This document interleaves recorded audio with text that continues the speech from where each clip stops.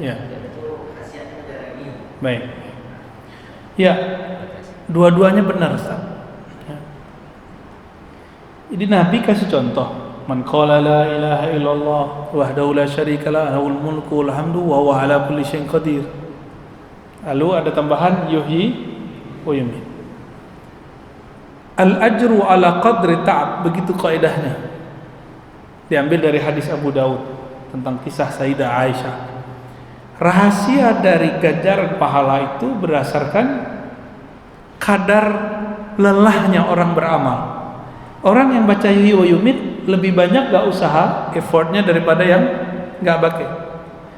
Saya cuma baca la ilaha illallah, beda gak dengan yang nambah lahul mulku? Beda ya? Begitulah kira-kira.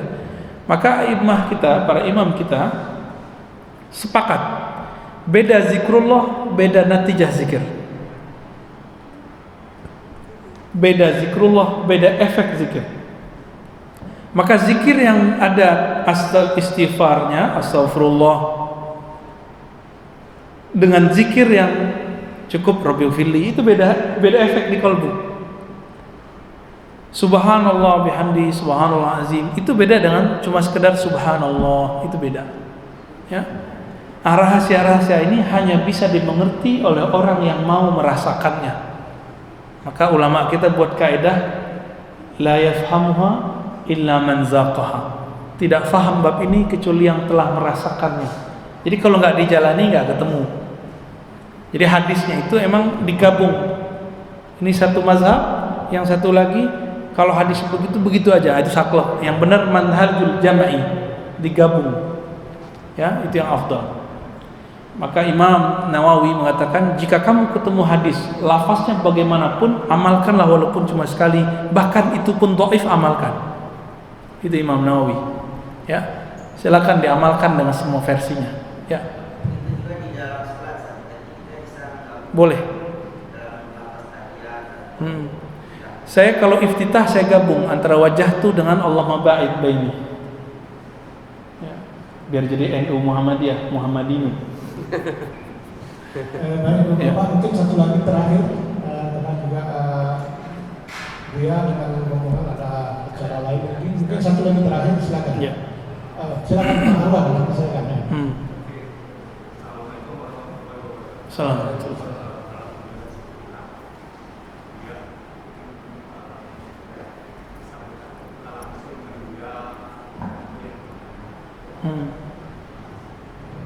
Pertama, mungkin tahun lalu saya ketemu langsung ini adalah kalinya. Pertanyaan saya itu ya, tadi sanad itu berasal dari Rasulullah Sallallahu alaihi wasallam. Kemudian ada suatu pandangan di mana saya mengikuti dari YouTube salah satu di antaranya Buya yang akan bahwa Nabi Khidir masuk suatu saat ada orang rupanya ketemu Nabi Khidir dapat suatu amalan. atau amalan di mana dia. Iya. Assalamualaikum warahmatullahi wabarakatuh. Jadi ada temannya Bapak ketemu Nabi Khidir, terus dikasih zikir. Iya. Tahu dari mana dia itu Nabi Khidir? Itu dulu Pak. Ini bisa iya, bisa enggak? Ya. Ya. Saya bertanya kepada ahli Khidriyah, ahli tarekat Nabi Khidir itu. Jadi tarekatnya ada Pak. Kalau kita mengalami kejadian ini, tahu dari mana kalau ini beneran Nabi Khidir atau itu setan? Kata beliau, istafti qalbak, tanya hatimu, sirmu. Sir di dalam jiwamu itu tahu bahwa ini setan atau bukan setan.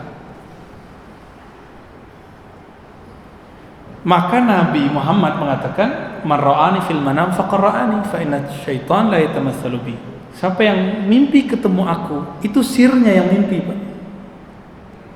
Begitulah ketemu semua para nabi.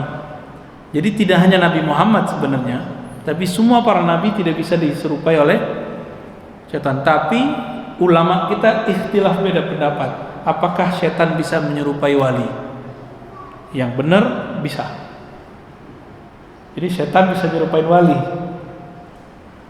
tapi tidak bisa menyerupai nabi. Kecuali ulamanya kita tahu namanya dan ulamanya pewaris dan kita bersanad kepada ulama tersebut, insya Allah itu garansinya.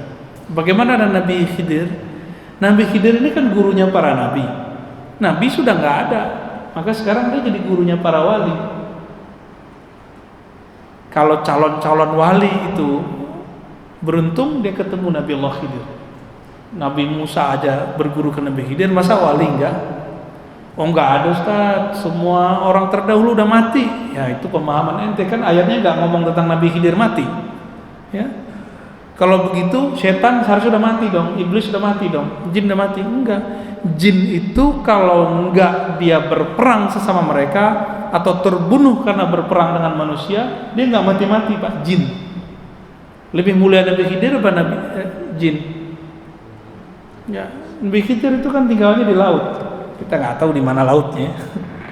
Dan sangat mungkin ada seseorang bertemu Nabi Allah Khidir lalu dikasih ijazah. Apa status ijazahnya? Ijazah zikirnya ini berlaku untuk dirinya sendiri. Ya, boleh nggak diamalkan? Boleh, karena dia setaraf dengan ilham. Ilham, mimpi, ketemu Nabi, ini berlaku untuk diri sendiri. Ya, boleh nggak diamalkan orang? Nah, proses pengajaran ke orang nanti ada proses panjang, ada proses tasihnya. Nah, nanti dalam waktu kita bahas. Ini nggak ada tema bahas Khidir kan? Oh berarti nanti kalau umur kita panjang nggak ada halangan kita bahas pembahasan khusus Pak. Saya bedah kitab kecil, kita buat daurah nanti kajian tentang riwayat Nabi Khidir, karya Imam Ibnu Hajar insya Allah. Baik, ya. Pak Imam nanya Pak Imam. Oh Pak Imam nih, spesial nih.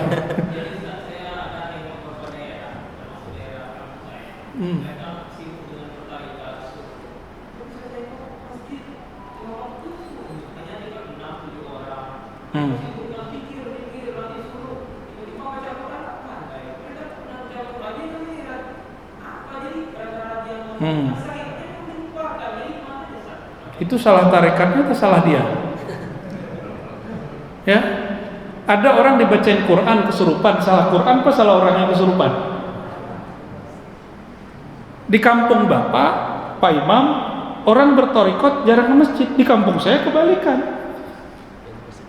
Ya, di Jawa, di Jakarta, orang baru dapat roti punya rajin sholat. Jadi itu urusannya bukan torikot, urusannya orang ini diajarin ilmu zikir, tapi dia nggak diajarin ilmu fikih. Maka PR kita Pak Imam ngajarin jamaah. Jadi Pak Imam harus pulang kampung sekali sebulan ngajarin jamaah. Jadi harus belajar zikir juga biar dia percaya bahwa Pak Imam ini bukan jamaah yang nyusup, bukan ustadz yang anti dengan mereka. Ini survei, saya kan dari kecil sudah hidup dengan mereka, kemudian baru ikut macam-macam aliran. Dan emang krisis fikih sejak kapan? Semenjak terjadi Gestapo itu dulu. Jadi ketika dulu masa PKI itu Pak, kan nggak boleh orang ngumpul-ngumpul. Di masa Soeharto juga nggak boleh orang ngumpul. Baru belakangan, akhirnya orang-orang ahli zikir yang dulu masjid musola surau itu adalah madrasah. Syekh mursyidnya jago baca kitab. Kalau nggak jago baca kitab, dia punya khalifah yang jago baca kitab. Bercerailah antara surau dengan madrasah. Maka sekarang coba lihat di negeri kita, mohon maaf ya, rata-rata Sumatera kecuali Aceh, itu masjid surau tarekat sudah pisah dengan pesantren. Bapak kalau ke Jawa enggak? Ke Jawa pesantren plus tempat suluk. Jadi ahli zikir ini enggak jauh-jauh dari ahli kitab. Enggak jauh-jauh. Ini kurangnya kita Pak. Ngakulah antum punya ijazah macam-macam yang orang bertorikot, tapi ngaku aja bahwa kemampuan berdalil kurang. Dan saya langsung nanya, bahkan banyak yang langsung datang. Mursyid torikot masih meragukan dia apa yang diamalkan, udah berijazah. Kenapa? Cuma diajarkan zikir tapi tidak ajarkan fikih. Jadi PR kita Pak Imam, Semoga nanti bisa menyadarkan kita semua. Ya, semoga belajar fikih, belajar zikir bisa berjalan beriringan. Ya, Allahumma salli ala nabiyina Muhammad. Assalamualaikum warahmatullahi wabarakatuh.